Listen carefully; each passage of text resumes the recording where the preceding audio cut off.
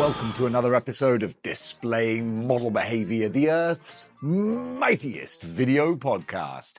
It's a new year, and it's time for some more good news. It's always a little bit sleepy in January, but that doesn't mean we don't have some things to talk about. So let's talk about them. NECA have revealed a quirky new subline of action figures that are going to be coming out around about May this year. Ben Cooper Halloween costumes. Growing up in England, I wasn't familiar with this, but apparently Ben Cooper, they have been making Halloween costumes since the 1950s. So there are some very kind of classic Americana type designs that you would associate with everything from Michael Myers' Halloween movies to Charlie Brown's Snoopy Halloween. It's just that very sort of classic middle America, small town, kids running around trick-or-treating kind of vibe. And honestly, I really dig it. I really like the look of these. It's not something I particularly need for my collection, but I just love that sort of nostalgia kind of embracing is what it is. I was going to say milking, but it's not milking. That implies a negativity. This is just taking something that I think is close to a lot of people's hearts. This kind of hits me in a nostalgia that I never experienced, but I still see it and I'm like, yeah, I really dig that. These look kind of fun. I'm looking forward to seeing some reviews of these later in the year.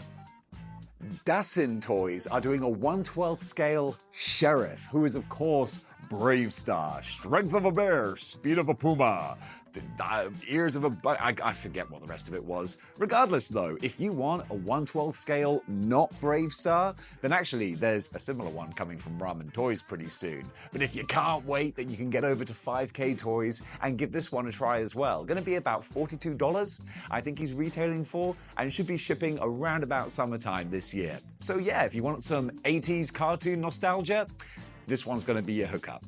5K Toys have also updated that Demon Force, Kraden and Kryn will be shipping in about 2 months' time. It's a shame that they couldn't come out in time for Christmas, but hey, you know what? Sometimes these things are just out of the hands of the people who are making them. Production issues, this, that, and the other. It happens, but they're going to be shipping soon. So Christmas 2024 is going to be looking a whole lot more horrifying. Did you know that before they were setting the world on fire with Street Fighter figures, Jada Toys actually made model cars? Well, now you know. And you're watching this going, no, Dave, you're late to the party. Everyone knew that already. Well, now I know as well. And they're also making a pink Batmobile. They haven't forgotten where they came from. And this looks kitsch, camp, kind of fun. Nothing I need, but if you're a big 1966 Batman fan and maybe a Barbie fan too, yeah, Barbenheimer, Batman, Barbie, whatever. We'll workshop that later. Go get yourself a pink Batmobile. Or don't. It's up to you. Me personally, not my cup of tea. Proteus from Planet X, or one of the Dinobots. I always forget the names: Slag, Swoop, Sludge, Snarl, and Grimlock, but I don't know who's who. But this is looking at my notes, it's the Brontosaurus one, or the Brachiosaurus one, or are Brontosauruses and Brachiosauruses the same thing, and there was some fossil confusion. I think that was the case. Joey B, help me out with that one. But this, it does look really cool. I always say that I like Transformers that don't transform because then you don't compromise the robot mode, but with this kind of design and articulation, the robot mode looks great. No big bits of plastic hanging off of it. It just looks pretty damn darn awesome. Don't have a price for it yet. I couldn't find that. But if you go over to the Model Behaviour Facebook page, there are various links to where you can buy him from. So hopefully those will be updated with shipping information or price information. That's more important. They won't ship it until you pay for it. But yeah, you can go check that out. In the meantime, we got some real pretty pictures. So those you can enjoy right now. Speaking of not Transformers, Mastermind Creations Ocular Max Perfection Series PS23 Ignis. It's great filming on a different camera now, so I can read my notes off my phone. Labor-saving devices. Dave's finally catching up with, I don't know, 2012. We're a little bit slow here at Model Behaviour. But this guy, he is not going to be slow because he turns into a fast truck. And a good-looking one too. Although I got to say, the robot mode, that's more the kind of Transformers look that I don't like, where things are a bit chunky and chonky and awkward because you got to incorporate the transforming to get into the robot mode and back to the disguise mode. It's always the disguise mode. It's always the vehicle mode that is the one that it looks good. And then they go like, right, we're going to make it look good in disguise, and then the robot will just look like however the robot needs to. Nah, You got it the wrong way around. I want a bunch of badass-looking robots on my shelf, not a bunch of trucks. If I want a bunch of trucks, I'll just buy some trucks. Storm Collectibles have revealed full images of their Street Fighter VI Luke figure, and yeah, it looks great. It really does. Luke is the featured protagonist of Street Fighter V. Ryu's kind of stepping to the side. They're always looking to replace Ryu, but let's face it, he's always going to be the franchise. He's always going to be the Mickey Mouse of Street Fighter. But Luke, he's not a bad kind of modern day protagonist to follow. Very culturally kind of relevant with an MMA sort of background and leaning very hard into, you feel like it was a focus group that went, what is it the kids are into these days? MMA and video games. But you know what? He doesn't strike me as too much of a Poochie type character. He actually seems kind of cool, and I really do like the design. And Storm have nailed it. He's going to be available around about the third quarter of this year, probably retailing for about $100, give or take. Don't have an official price yet, but the pictures, they sure do look pretty. So even though Storm Collectibles can be a bit slow when it comes to bringing out new characters, when they do, they're usually all bangers. And speaking of Storm releasing Street Fighter bangers, Blanka. We had these pictures come out quite a while ago, but it's been a while since I have done an episode of Good News. I decided, half my brain decided to stop singing and the other half decided, no, keep singing. So instead, it just sounded a bit weird. But what's not weird is this Blanka, who looks so good. The artwork, the face of Blanka taken straight from Super Street Fighter 2. There was an artist who did all the character profile artwork for that, and it looks very distinctive, and Storm have nailed that. Then throwing in all the electrical effects as well. The you lose face sculpt with the eyes poking out. That's just really, really fun. It even gets me thinking, you know, I'm kind of married to the Jada Street Fighter line, but Blanka is a big monstrous beast, so you could fudge him in there, right? Right? I just want an excuse to get this Blanka. He looks so cool. So, yeah, we'll see what happens there. I probably won't, because he's going to be really expensive. Again, probably about $100. But when you look at the figure, yeah, you could argue that you get $100 worth out of him. He does look pretty. Maestro Union's Immortal Legend. Oh my goodness. Maestro Union, they also make the Furei Planet figures, so you know the amount of detail and work and accessories and play and display options on this guy gonna be ridiculous. And just looking at these pictures, I mean, I know that they're highly stylized, lit, beautifully photography pictures, but you know what this is gonna translate to in action figure form, because we've seen it with the other Maestro Union figures. He looks amazing. I don't have a price or release date yet. I know, shock horror. But you can go over to 5K Toys to follow this one closely, see when that information comes out, and see when he's going to be available, because I don't need him, but I want him. That's the danger of being an action figure collector.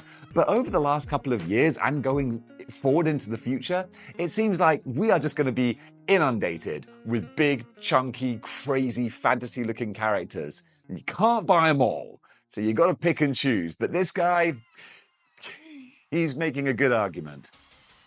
SH Figure Arts, Toshiro Hitsugaya. There you go, pronounced it while reading off my cheat sheet. This guy's scheduled for release 2024 July, and his pre-orders open today, actually, January 10th. Not going to wax lyrical on this one because I don't know my anime characters, but people seem to really like the stuff that SH Figure Arts are doing in pretty much all of their anime lines. So yeah, if this is one that you watch, well, SH Figure Arts. The F is for Figure Arts, so saying it is redundant. Kind of like me sometimes.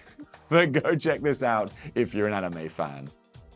And SH Figure Arts are not stopping there with giving me names that I can't pronounce, because we also get Namikaze Minato from Naruto, or Naruto 99 edition. That's the version of this character. Scheduled to release July of this year. He actually looks bright and colorful, so I like that. Sometimes when SH Figure Arts are just doing the sort of dark and ninja characters, I'm like, nah, you know, you can buy them if you want. But this guy, I actually really like the bright white jacket with the red flames. Very, very striking. I gotta say, he looks kind of cool. YOLO Park have revealed their Rhinox, and this dude, yeah, he looks wicked. YOLO Park, I'm a big fan of. I got their Bumblebee Transformers Optimus Prime, and I love that it's kind of a model kit, so you put it together, but it's super basic. It's just, you know, you stick the arms, the legs, and the head on, and snap the torso together, and then put on some armor pieces. It's pretty darn simple, so it's within the realms of what I can do.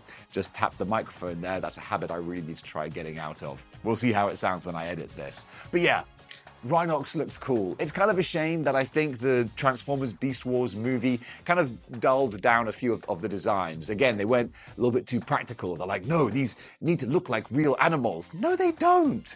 They're giant transforming metal robots. You're allowed to put some color in them. But color issues notwithstanding, it is a cool design. So for all you Rhinox fans, this one's going to be a winner. Hot Toys have revealed full images of their zombie Doctor Strange from Multiverse of Madness. This looks wicked. I mean, of course it does. It's Hot Toys. You know what to expect. But this design of Doctor Strange, this is hearkening to some of the best stuff that came out of Multiverse of Madness. That film, I think, is not viewed in as good a light as I think it deserves to be. Because the horror elements of that movie, they were really, really strong. There's a couple of storyline beats I didn't really like. I didn't like the multiverse bit, got a bit too wacky. Pizza Papa and all that kind of stuff. I love Bruce Campbell, but I was thinking, you made such a good dramatic horror movie.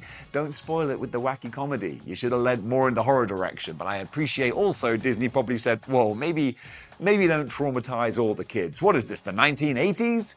But Zombie Doctor Strange, I thought that looked so great. And with all the arms coming out around him, that's going to be an incredible display piece. So yeah, another banger from Hot Toys.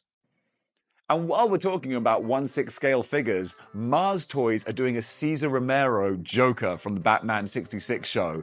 And this, I kind of love what they've done, because they've not only captured the likeness of Cesar Romero just beautifully, it looks like the dude. It's like a 1/6 scale Madame Tussauds statue, but they even incorporated his moustache that he refused to shave off to do the Batman show. So they were like, okay, we'll just stick some pancake makeup over it.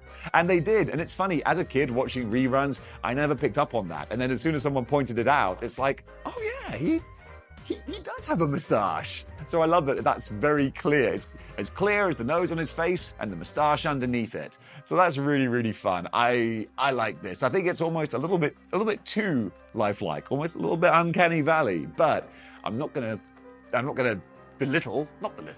berate a company for making a lifelike figure too lifelike. That's the whole point. And this, yeah, they absolutely nailed this. Do you remember Skeleton Warriors from the 90s? I certainly do. It was actually slightly based off of Army of Darkness, which is really cool that they took the Sam Raimi horror movie and were like, let's have some fun kids' toys from this. And we got these great sort of slightly animated skeleton characters. Well, guess what? I have to double check the names, it went out of my head. Yoto Toys, there you go. They're doing Skeleton Warriors, essentially. I mean, not exactly, but come on, that's what this brings to mind from me. Slightly animated style skeletons in oldie world kind of armor, and some with different sort of global themes, like you got sort of Egyptian pharaoh-y looking ones, or sort of Aztec style. That's really, really cool. If you want to have a fantasy army, your mythic legions types, all those kinds of things, these guys are going to go in perfectly. So I'm going to watch, well, arguably not perfectly, because they are slightly more sort of animated in style. I like that. I think it's kind of fun. But again, it's whatever fits your aesthetic. Regardless, I'm going to keep a close eye on these because, yeah, looking at these pictures, I gotta say, they look really fun.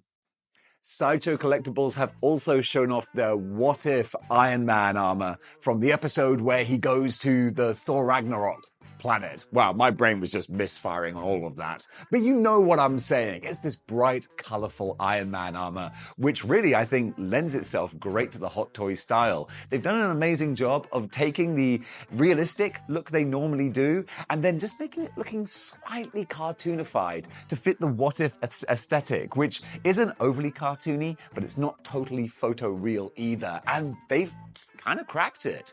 I'm not a huge fan of that particular episode. Got a little bit too wacky for my liking. And the Jeff Goldblum character, I love Jeff Goldblum, but man, the Grandmaster just He was just irritating in that episode. We got a cool-looking Iron Man armor. I love the bright, bold, popping colors. Those are really, really cool. And then just everything else, it's all scaled, kind of nice. So it's bigger than a normal Iron Man, smaller than a Hulkbuster, looking really pretty. It's going to be a great addition to your shelf if you have a few $100 to spare.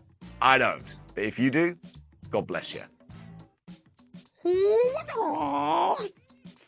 First of all, that was a good Bruce Lee, all right? But moving on from my incredible Bruce Lee impression, that's very satisfying to do. It's nice being in the training room here in the house because it's got great acoustics. I can't sing, but I can make kung fu noises. What was I saying anyway? Figurello Productions are making a Bruce Lee figure, 1/12 scale. There's a lot of 1/12 scale Bruce Lee figures out there. This is another one. But you know what? It looks pretty good too. No price or release information, but a pretty picture and also an excuse for me to go,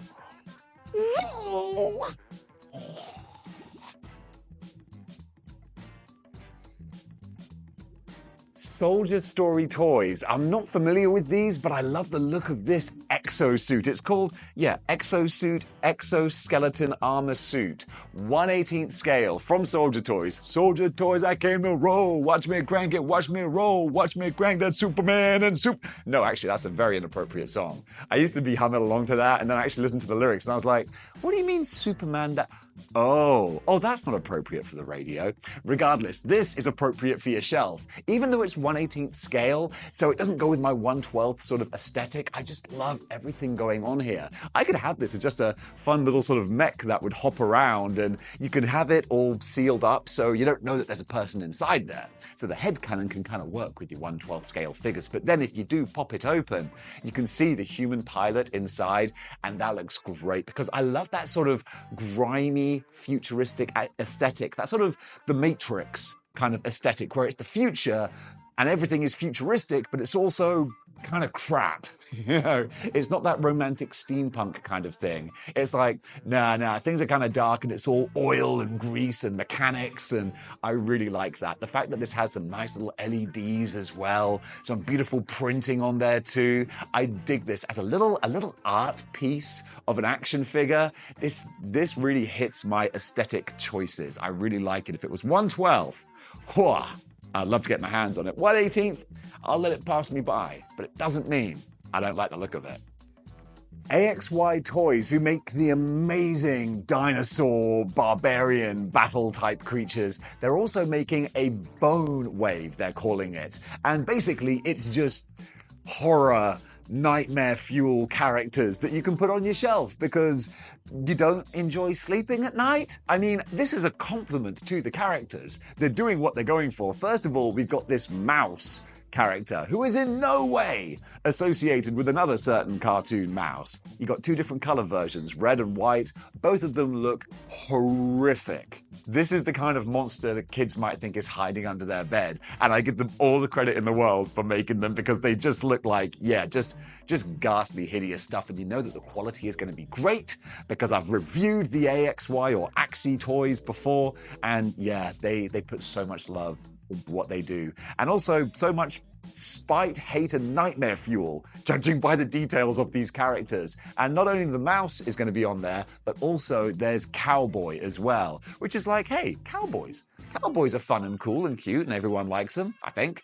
Let's make them horrifying by combining them with scary clowns, who I don't think anyone actually... Who likes clowns? Who sees a clown and goes, ha, clowns are great, I'm not going to have nightmares? Well, hopefully you will do as far as Axie are concerned, because they're like, oh yeah, we want to get you terrified. So here, we're going to smoosh together clowns and cowboys. Clowboys? Yeah, whatever. That is a terrible name I just workshopped, but the figure, well, it also looks terrible, but intentionally terrible. Looks horrifying. Pick it up if you want. I know I won't.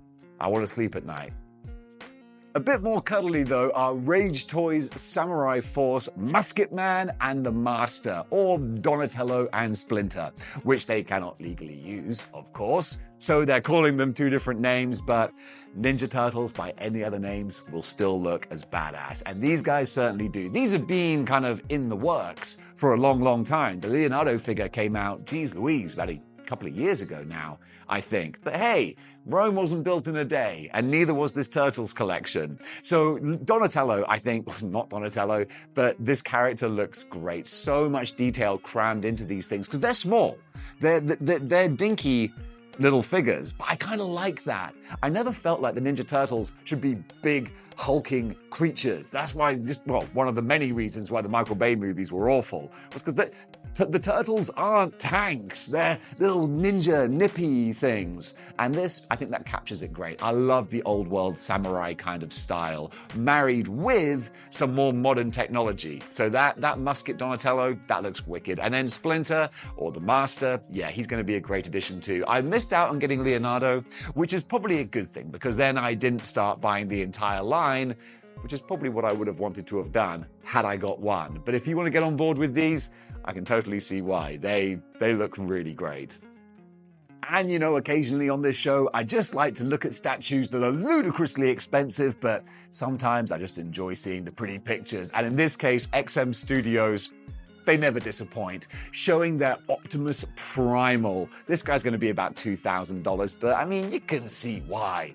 I wouldn't mind spending $2,000 if you see where the money's going. And in this case, it's like, yep, it's all on display there. And the fact that they just did a Megatron as well, you can't have Megatron without Optimus Prime to fight him. And these two together side by side, oh, that would be one hell of a display. So I ain't never going to be purchasing anything this expensive, but just to look at the pictures, you can stand back and go, there are people out there making beautiful, beautiful, beautiful art. God bless them.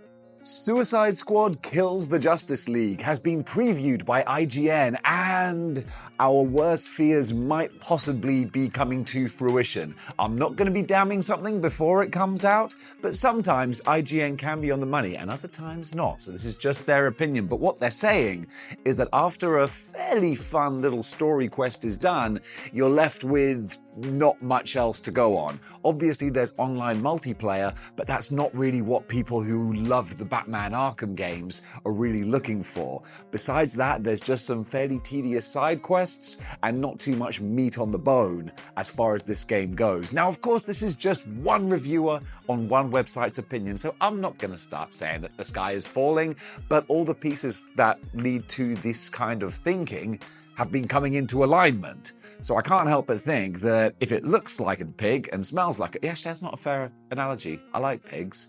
If it looks like something you don't like and smells like something you don't like, it's probably going to be something you don't like. However, the game's not out yet, so when it does come out, I'm going to wait and see. However, I'm setting my expectations low.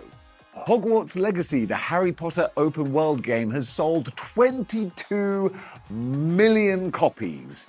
But that's a lot in gaming terms. I don't think I need to tell you that. That's a huge amount of games, and I'm amazed, actually, that people are that into Harry Potter. I thought that maybe as far as the video games were concerned, or movies, maybe the bloom was off the rose. The Fantastical Beasts, or whatever it's called, that franchise didn't really do too well. So I thought, no, maybe Harry Potter's had its day.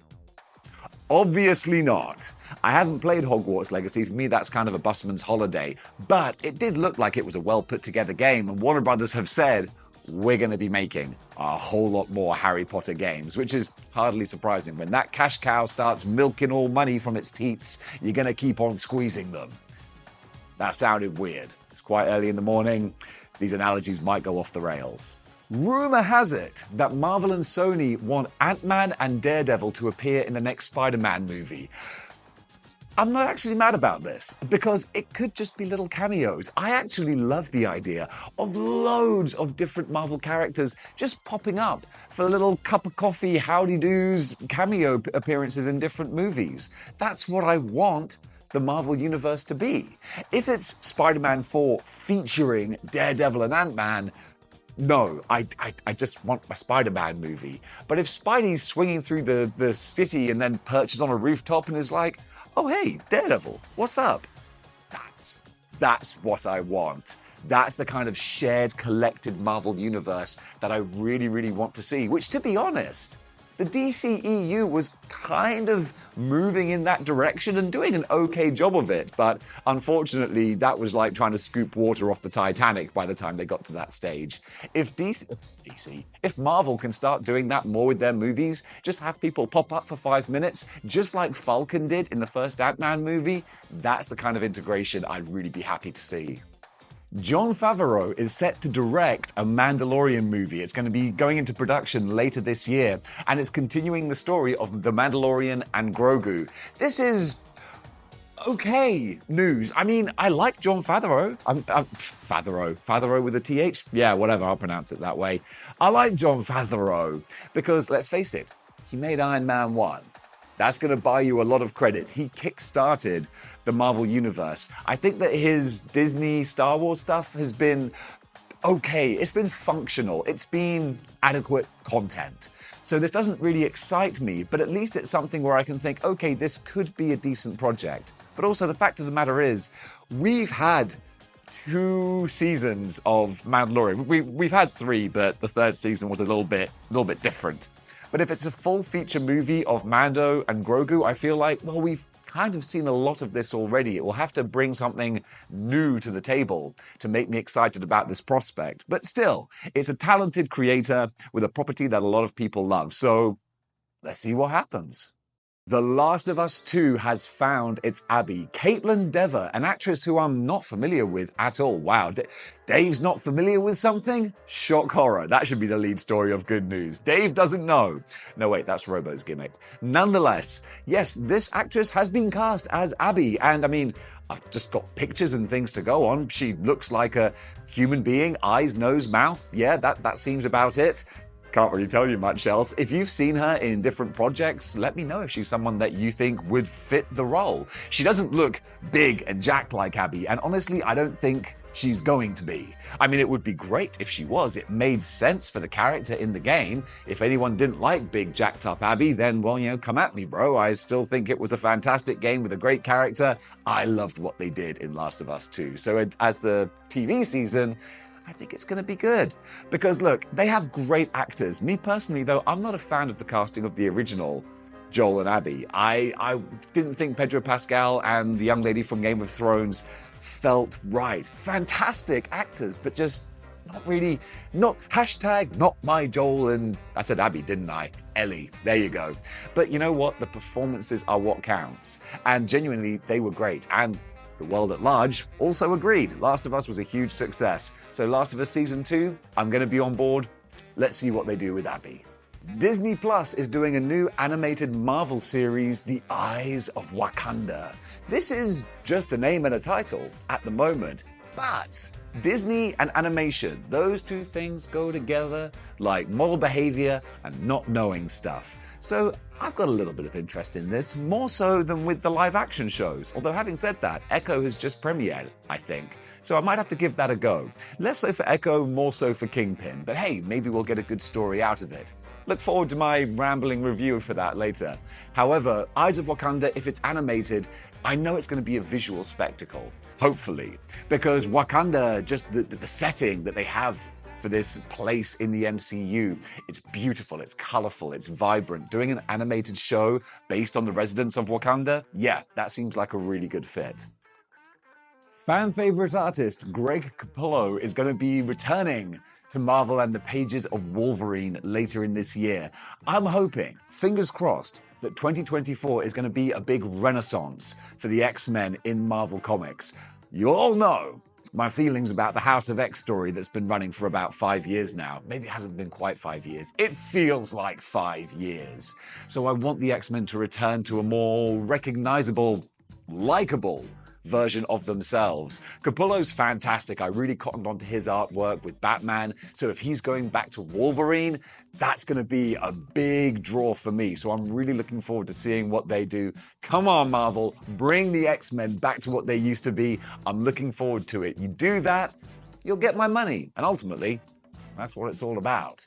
Over in pro wrestling news, Will Ospreay is set to have his final match in New Japan Pro Wrestling, at least for now. I'm sure he'll be coming back. And it's taking place right down the road from me in Osaka at the Edion Arena. You'd better believe I'm going to go there, especially because it's going to be a 10-man steel cage match. New Japan Pro Wrestling has not had a steel cage match, well, I was going to say ever. They've had one steel cage match, and it wasn't even a televised event. It was a house show special attraction years and years and years and years ago. So this is a sign that things are changing, and the reason for that might very well be that the ace himself, the once-in-a-century talent Hiroshi Tanahashi, is now the president of New Japan. And that's something that might sound a little bit kind of crazy, like that's like making Stone Cold Steve Austin the president of WWE, but that actually does kind of fit with a lot of Japanese tradition. So Tanahashi is a big fan of Western wrestling,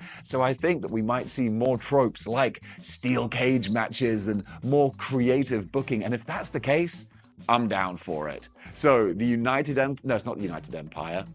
Oh yeah, it is the United Empire. That's the name of Ospreay's faction. The United Empire against the Bullet Club War Dogs. 10-man, steel cage. Just the words sound awesome. Cannot wait to watch it. Also on that card, we're going to have the rematch. Bryan Danielson against Zack Sabre Jr. This is going to be a technical masterclass. I love the story between these guys. The first time they met, Bryan Danielson beat Zack Sabre Jr., but he couldn't actually out-wrestle him. He had to use a striking move to knock him out and beat him with a pinfall. So that's why there's still story there, because Zack Sabre's still walking around like, yeah, you couldn't out-wrestle me though, could you, dickhead? That's all the story you need. So excited to see this. This is going to be an amazing card. Over in Custom Corner, Morning Wolf. An unusual name, but I kind of dig it. And when I look at these figures, I think, woof. Those are some good-looking customs right there. Just sometimes the problem with customs, especially Marvel Legends customs, is you look at them and you go, why don't my action figures look like that? These are absolutely gorgeous, making some great deep-cut characters, especially some of the X-Men ones as well. This dude seems crazy talented and ridiculously prolific as well. I could just spend so much time scrolling through this Instagram page, hitting all the heart buttons, because they all deserve a love and a like. They deserve loves and likes. You know what? Actually, no, don't like. If you like something, you might as well full-on love it. And some of these customs, damn, I absolutely love them. Great work, man. Over in Cosplay Corner, Haki Rezakai. This is a super kind of anime approach to cosplay, and I do kind of dig it. These bright, very vibrant sort of looks, this is what really catches my eye when I'm scrolling through Instagram. Not that I do that too often. I try to control my screen time. You should too. That's really the pot calling the kettle black there, because I'm literally standing here saying, go check out this cosplayer. But when you see what she's doing, you understand why I'm trying to encourage the following, because dang it, she's putting in the work, and the results, they kind of speak for themselves. Some mighty pretty photos right there. I don't think it's wrong for me to say pretty photos. I'm pretty sure that's what she was going for. Maybe she was going for a ennui sense of melancholy. It's hard to tell, but I think the object was pretty. And she nailed it. Great work. You done it. And you got another follower as well. And possibly a few more. So go check her out. Over in Creator Corner, it's Joe Russ Sketchbook. Yeah. No prizes for guessing why this caught my eye. It's a big old slice of cheesecake, and me, I'm a greedy little piggy when it comes to cheesecake, but this art is just gorgeous. The beautiful kind of computer colors, I think it's computer coloring, that just creates these really sort of bold-looking images and very clean, nice lines, and then just, yeah, those lines create curves, and those curves, they're in all the right places. So a little shout out to this guy, taking some of our favorite characters and then just putting them in the most cheesecakey, fun looking poses. Because look, I'm all for making characters in comic books and media look a bit more practical, a bit more realistic. You're not really going to go into a life and death fight with the alien Romulans. Romulans aren't aliens, are they? Whatever, I picked a name out of the air. But you're not going to go fighting them in a G-string bikini. But it's more fun if you do. And this guy envisions that world where that happens. And you know what? The characters look awesome. Go give them a follow. And folks, that does it for Good News for today and for the first episode of 2024. Thank you for bearing with me while I still workshop and figure out new technology and new ways of doing these shows. So this is looking a bit different. I can't help but imagine there's probably some green going on around my hair and stuff. Still trying to get the settings on the cameras and the lighting right for the green screen, but I want to keep pursuing it because I want to zhuzh up the production values of this channel. Right now, I've zhuzhed up the value in that I've spent a lot of money, but we just need to make it look good on screen. That's going to be a work in progress. But hey, thank you for bearing with me on this journey. So gang, what do you think about the figures and the stories featured? Comment below, let me know. And until next time, keep displaying model behavior.